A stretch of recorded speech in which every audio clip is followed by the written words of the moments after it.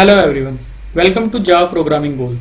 इस वीडियो में हम कवर करेंगे best practices for if statement. इससे पहले हमने एक वीडियो क्रिएट की थी जिसमें हमने डिस्कस किया था इफ स्टेटमेंट के बारे में एंड उसके काफ़ी सारे पॉइंटर्स। तो आप इस आर्टिकल को हमारी वेबसाइट से भी रीड कर सकते हैं जिसका नाम है javagol.com। एंड इस वीडियो में हम कवर करेंगे 10 बेस्ट प्रैक्टिसेस जिसको हम वन बाय वन देखेंगे विद एग्जाम्पल। तो यहाँ पे हम स्टार्ट करते हैं फर्स्ट पॉइंट से। First point is use clear and meaningful condition. तो हमेशा हमारी एक अच्छी प्रैक्टिस तब रहती है जब हम इफ स्टेटमेंट को डायरेक्ट यूज ना करके उसकी कॉम्प्लेक्स कंडीशन को ब्रेक डाउन करें स्मॉल बूलियन वेरिएबल में एंड उसके बाद हम उसको यूज करें। जैसे इस एग्जांपल में हमने यहाँ पे लीप ईयर को चेक करना है, तो हमने यहाँ पे पूरी कंडीशन को इफ स्टेटमेंट में पुट कर दिया है। अब ये कंडीशन एक कॉम्प्लेक्स कंडीशन है, अगर फर्स्ट टाइम कोई डेवलपर यहाँ पे आएगा तो उसको डायरेक्ट देख के कभी भी नहीं समझ पाएगा। तो बेटर है कि हम इसको ब्रेक करें। सेकंड पॉइंट है कि अगर आपको मल्टीपल जगह लीप ईयर की कंडीशन चेक करनी पड़ी तो आपको एक कंडीशन मल्टीपल जगह ही प्लेस करनी पड़ेगी। तो हमने इसका सोल्यूशन निकाला है जो हमने राइट साइड में मेंशन किया है। यहाँ पे हमने जो भी कॉम्प्लेक्स कंडीशन थी उसको एक मेथड में डाला एंड वेरिएबल नेम में अलग अलग में डिवाइड किया। जैसे डिविजिबल बाय 4 को अलग वेरिएबल में क्रिएट किया, इसी तरह डिविजिबल बाय 100 को, एंड उसके बाद वो सारी ओवरऑल कंडीशन को यहाँ पे पुट किया। एंड इफ कंडीशन में जस्ट हमने मेथड को कॉल किया है उसकी इनपुट देके।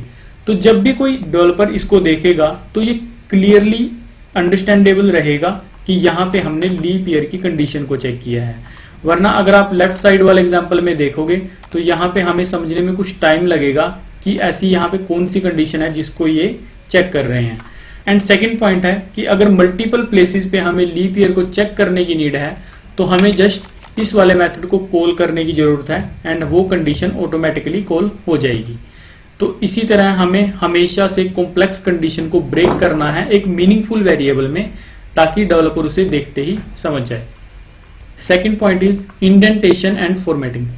रीडेबिलिटी को इंक्रीज करने का सबसे सही तरीका है कि हमारी जो फॉर्मेटिंग एंड इंडेंटेशन है वो कंसिस्टेंसी में होनी चाहिए।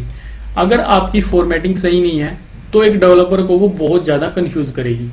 जैसे इस एग्जांपल में अगर आप ध्यान से देखेंगे तो यहाँ पे जो लाइन नंबर 10 है उसमें बहुत ज्यादा स्पेस है।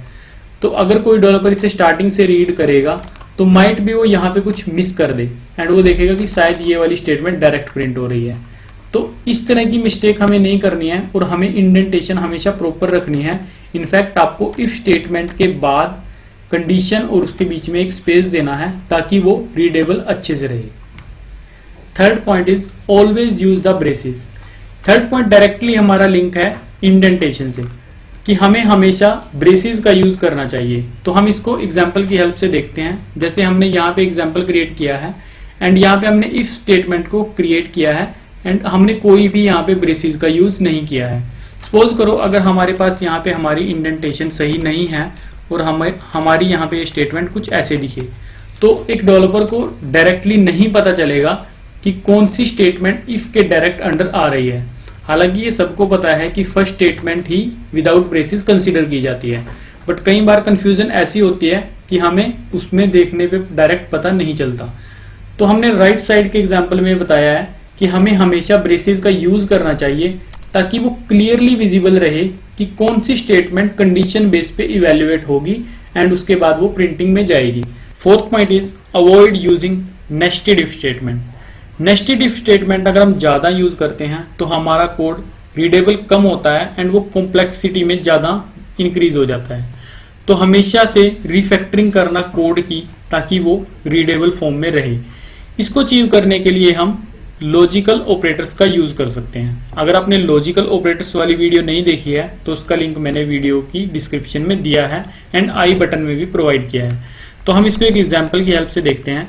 जैसे यहाँ पे मेरे पास एक एग्जाम्पल है जिसमें मैंने एज को फर्स्टली यहाँ पे कंपेयर कराया है, देन डिग्री को एंड एक्सपीरियंस को। तो ये सभी यहाँ पे इफ कंडीशन में है। तो अगर आप यहाँ पे देखोगे एक नेस्टेड ब्लॉक्स बन चुके हैं जो इजी वे नहीं है अंडरस्टैंड करने का। बट अगर हम यहाँ पे एंड ऑपरेटर का यूज करें तो ये एक सिंगल इफ स्टेटमेंट में आएगा एंड उसके बाद हम इसको इजिली रीड कर सकते हैं। अगर आप लेफ्ट हैंड साइड वाले एग्जांपल को देखोगे तो यहाँ पे हमारे पास मल्टीपल ब्लॉक्स बने हैं एंड हमें ये पढ़ने में भी प्रॉब्लम होती है कि कौन सा एल्स पार्ट किस इफ से लिंक्ड है। बट यहाँ पे हम डायरेक्टली देख सकते हैं कि ये 3 कंडीशन पे ये वाली स्टेटमेंट को प्रिंट होना है अगर ये तीनों ही ट्रू हैं, एल्स इफ में ये वाली एंड उसके बाद हमारा लास्ट पार्ट एल्स। तो हमेशा हमें ट्राई करना है जहां पे भी हमारा पॉसिबल हो हमें लॉजिकल ऑपरेटर्स का यूज करना है instead of nested if. Fifth point is consistent use of parenthesis. Logical operator के यूज के साथ साथ हमें इसका बहुत ज्यादा जरूरी ध्यान रखना है कि आप पैरेंथेसिस का सही जगह यूज करें, वरना अगर आपने कोई पैरेंथेसिस कहीं गलत ऑपरेटर के साथ अटैच कर दी तो वो आपको एक रॉन्ग रिजल्ट प्रोड्यूस करेगी।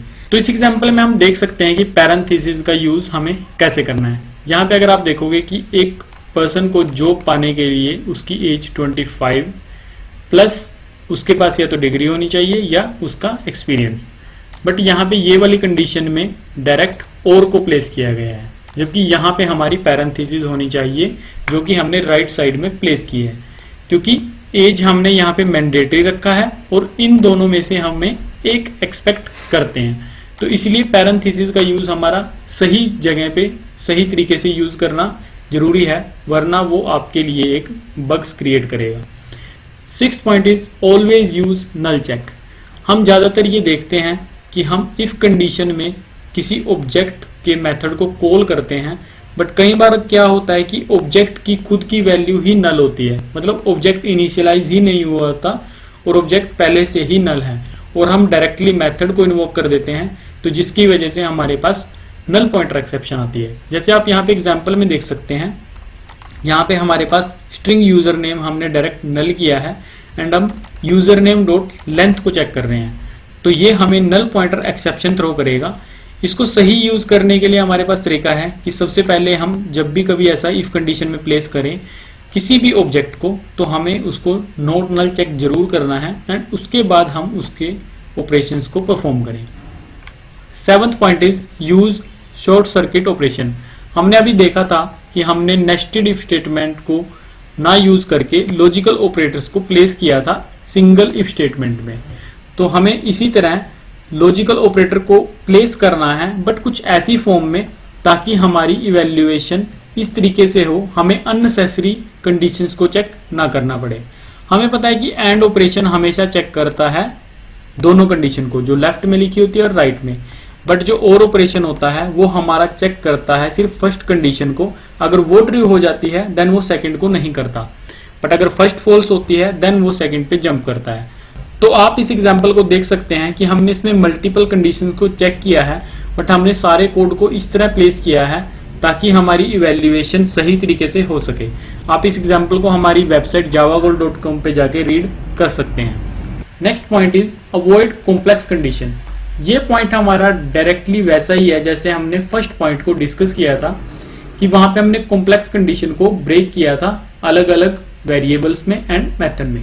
तो यहाँ पे भी हमारा पॉइंट यही है कि जिस तरह की हमने यहाँ पे ये कंडीशन लिखी है जिसमें हमारे मल्टीपल एंड और ऑपरेशन है, तो हमें उसको डायरेक्ट इफ कंडीशन में नहीं लिखना है, हमें उसको पहले एक मेथड में लिखना है ताकि वो हम मेथड के नाम से समझ पाए कि ये हमारा मेथड क्या चेक करता है।